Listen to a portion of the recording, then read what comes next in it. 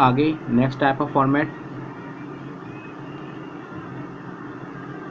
If f is a function from r to r, f कोई function है real number के set से real number के set पर।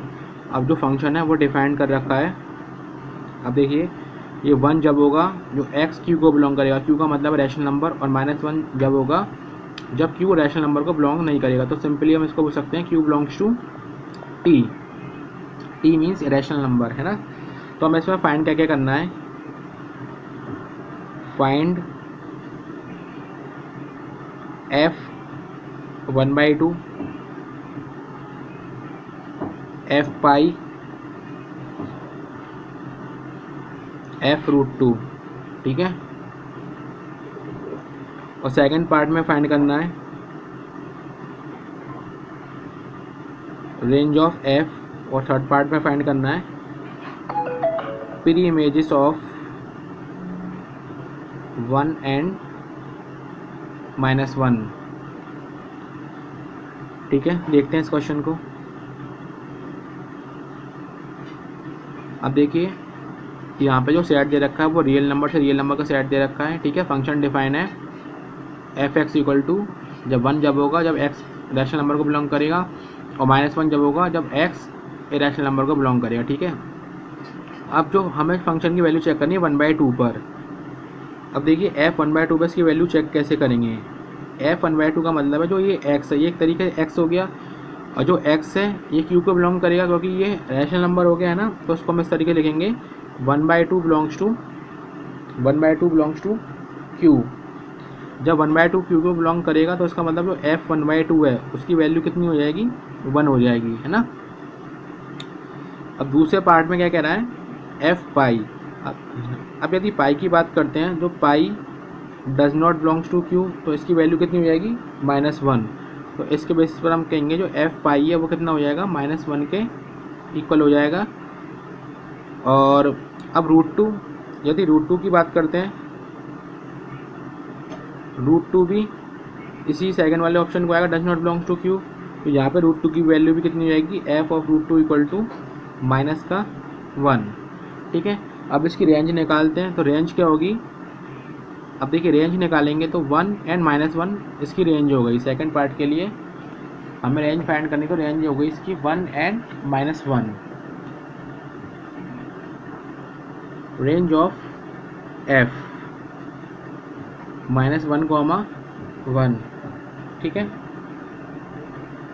अब आगे थर्ड पार्ट में पूछा है मुझसे प्री इमेजेस ऑफ 1 एंड -1। अब मेरे को प्री इमेजेस बतानी है किसकी, 1 की और -1 की। अब देखिए प्री इमेजेस ऑफ 1 एंड -1 का क्या मतलब है। प्री इमेजेस ऑफ 1 है तो मैं इसको ऐसे लिखूंगा एफ एक्स इक्वल टू 1, है ना, एफ एक्स इक्वल टू 1, और जो x है वो किसको बिलोंग करेगा, यहाँ पर q को, ऐसा दे रखा है क्वेश्चन में। जब x q को बिलोंग कर रहा है तो इसका मीनिंग क्या है, इसको ऐसे लिख सकते हैं f inverse of 1 equal to q।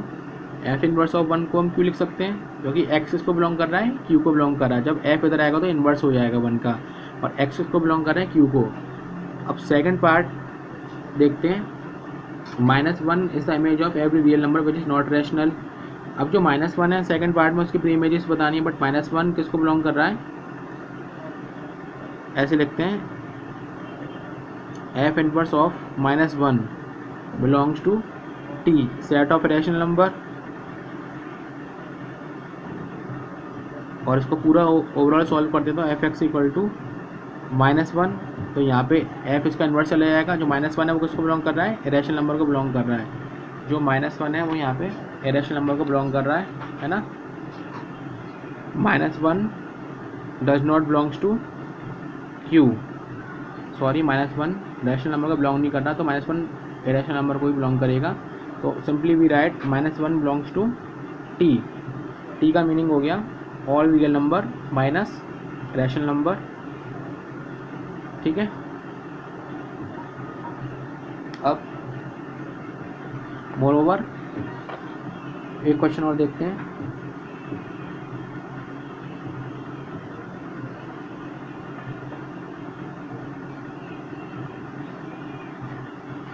Late a be the set of two positive integers, ठीक है। ए कोई सेट है दो पॉजिटिव इंटीजर्स का। अब let f be a function from, let f be a function from set A to Z plus, मतलब set of all positive integers भी defined by, function define कर रखा है f n equal to p. अब जो यहाँ पे p है वो क्या है, where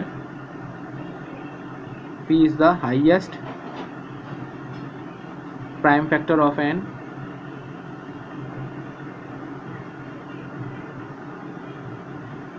P highest prime factor है एन का, ठीक है। अब यहाँ पे दे रखी है यदि इफ रेंज ऑफ एफ, यदि फंक्शन की रेंज एक सिंगलटन सेट होगी यानी कि 3 होगी, तो सेट ए क्या होगा, फाइंड द सेट ए, ठीक है। अब देखते हैं इस क्वेश्चन को। तो सबसे पहले एक बार केयरफुली रीड करते हैं। ए क्या है, set of two positive integers है, मतलब ए सेट के अंदर दो एलिमेंट होंगे, वो भी पॉजिटिव इंटीजर्स होंगे। अब आगे जो फंक्शन दे रखा है वो f n equal to p दे रखा है, f n equal to p highest prime factor. और जो मेरे को फंक्शन की मैपिंग दे रखी है F is a function from set A to set of positive integers. तो देखते हैं अब जो ए सेट है उसके मान लिए दो एलिमेंट्स हैं एन और एम, ठीक है। इसके दो एलिमेंट्स है और एन और एम। अब क्वेश्चन में ऑलरेडी एक चीज़ प्रोवाइड करी है जो रेंज है एफ की, range of F equal to 3। Question में उसने रेंज बता रखा है, ठीक है, रेंज बता रखा है। तो उसका मीनिंग ये है यदि मैं एफ एन लिखता हूँ तो मेरे को 3 मिलेगा, है ना, और एफ एम लिखूँगा तो भी मेरे को कितना मिलेगा, 3 मिलेगा। अब ऐसा क्यों, क्योंकि ए सेट के अंदर जो एलिमेंट्स हैं इनकी जो एफ इमेज स्टोरी होगी वो 3 पे बन रही होगी, है ना, एन और एम की।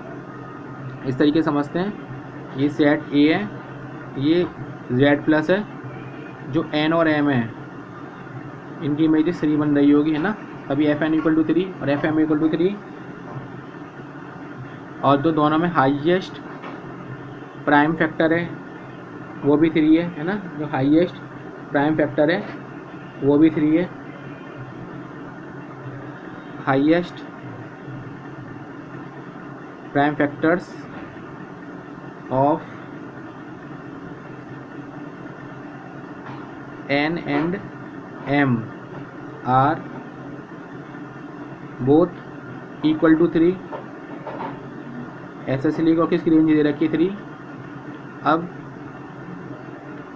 आगे देखते हैं यदि n इक्वल टू 3 है तो m और क्या क्या हो सकता है, n इक्वल टू 3 तो m इक्वल टू 6 भी हो सकता है ना, m इक्वल टू 6 भी हो सकता है। और n इक्वल टू 3 है तो m equal to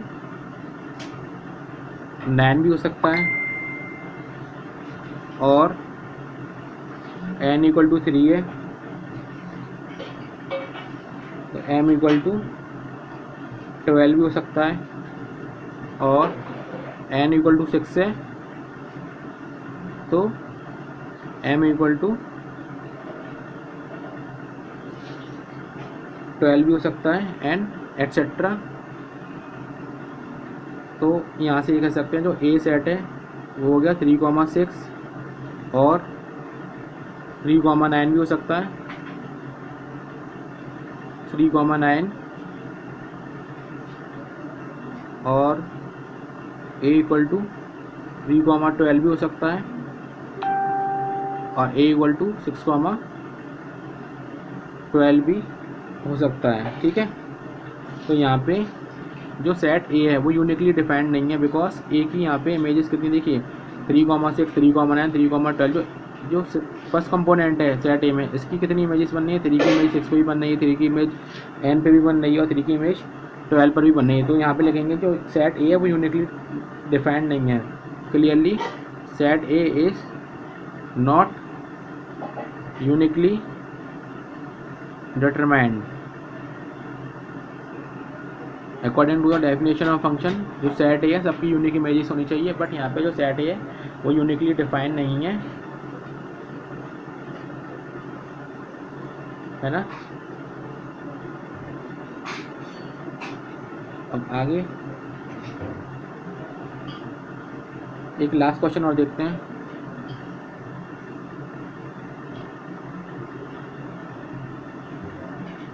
late A is a subset of n, जो सेट ए है वो सबसेट है नेचुरल नंबर का, एंड जो फंक्शन दे रखा है F is a function from set A to set A defined by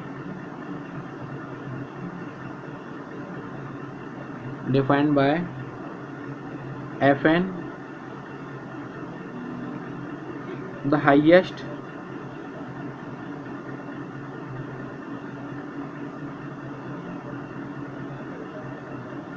prime factor of n, highest prime factor of N. ठीक है, अब इफ रेंज ऑफ एफ इस ए, जो एफ की रेंज आएगी वो क्या ए होगी, फाइंड ए। ए सेट को फाइंड करना है और इसमें बताना है इस ए यूनिकली डिटरमाइंड। यूनिकली डिटरमाइंड का मीनिंग है कि इसकी यूनिक इमेजेस होंगी।